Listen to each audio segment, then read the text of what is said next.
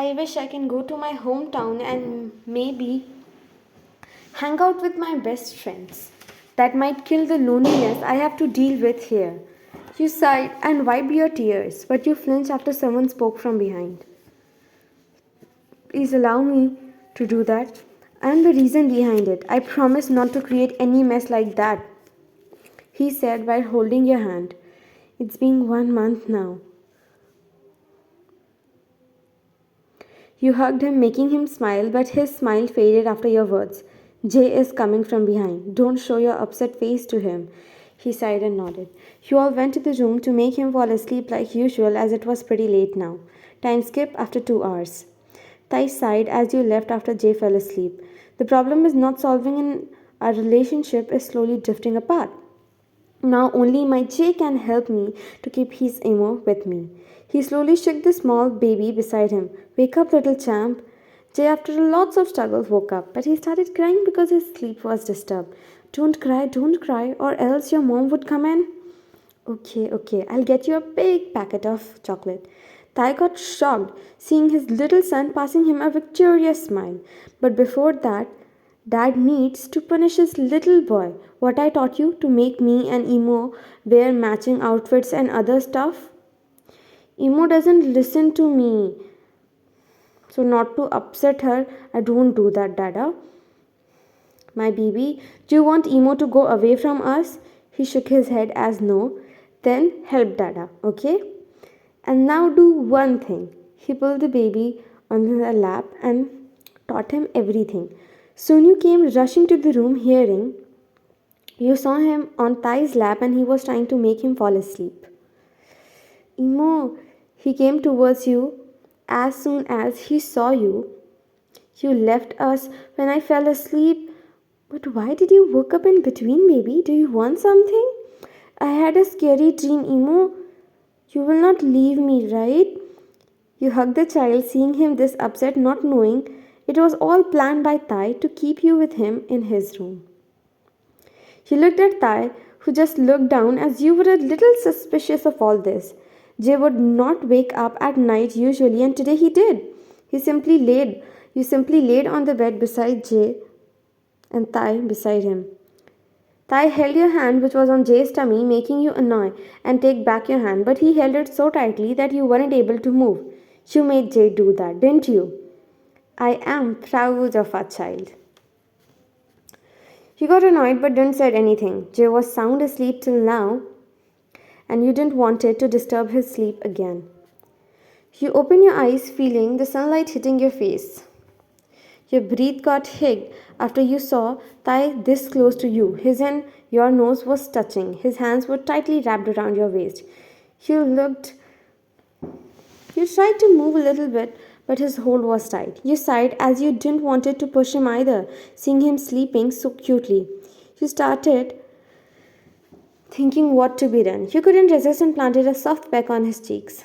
But you instantly changed your expression after he woke up. Despite that, he pecked your forehead and wished you good morning before going towards the washroom. I'll win you back from my actions, not by words now. Time skip to dining table. You were playing with Jake when you got served with your meal. Ajuma, I told you I'm trying to diet and you serve me this much food. Oh, I didn't know. Wait, I'll take it out.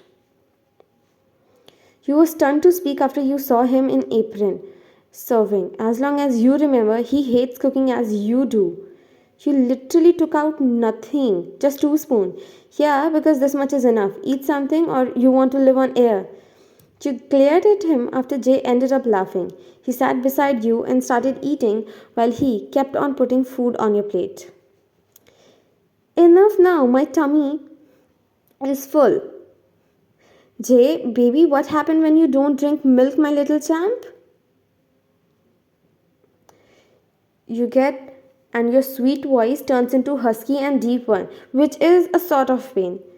You want that to happen to your emo? No, right? Then come and feed her milk. They literally made you drink all the milk despite you had no will. Don't you have meeting or stuff that you are here? I have postponed the meeting in afternoon. You don't have to do that, Ty. Exactly. I don't have to, but I need to. I created the mess, so I need to clean it, he said, making you smile slightly and leave. Time skip to evening. You were reading a book when Jay came running inside and Thai from behind. Jay had some play function, so he came a little late with his Nuna, whereas today Thai came early. Dada brought you something, but look, he is scared to give you that. He whispered in your ears, making you smile. Since you came, let's go and give you a bath. I would do that today, okay? Yes, yes, but wait, I have something for you. He took out a red rose from his pocket and gave it to you. You thief, you stole it from my bouquet, he said as he brought the hand which he was hiding behind because of the flower bouquet. Oh, Dada, since you didn't have the courage, so I give. Right, Emo? He smiled and pecked his cheeks and nodded. Look, I got reward also. Thai gritted his teeth, making you smile and go from there. Though Thai stopped mumbling sorry every now and then, but his actions were now speaking more than his words. You were happy that now he was focusing on you also and trying to make the relationship work. Not like he don't used to do it before, but it was improved now. His actions became more warmer and calming to you. Time skip after 3 weeks. You along with Thai came in the family get together. Jay was with kids playing where the maids were taking care, and you were with Thai in the dining table with others. You were now thinking to forgive him. It was about to be 2 months, and he is guilty for his action, trying every way possible to make the relationship work. It was his first mistake, and he got punished enough, so you wanted to go to him and go out, but Mrs. Kim called you here. You sighed looking at him, who was just had a poker face on while looking here and there. Ryan, I saw Auntie. Ryan, I saw you in restaurant last week with some people. Yeah, actually my friend got promotion, so we all were celebrating there, he said. Ah, but weren't you too close with the guy there who was wearing a red shirt? Your smile faded hearing that, and everyone's attention went there. I mean, don't get me wrong.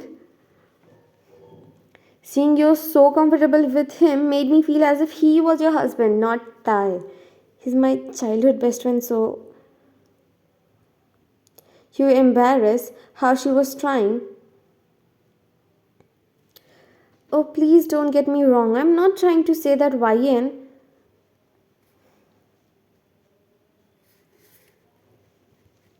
The atmosphere became all silent. Relax. See, she said he was his friend.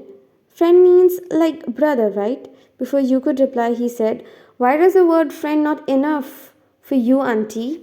He said. She can have other male friends in her life as well other than her husband, her dad and son. Why is it a taboo?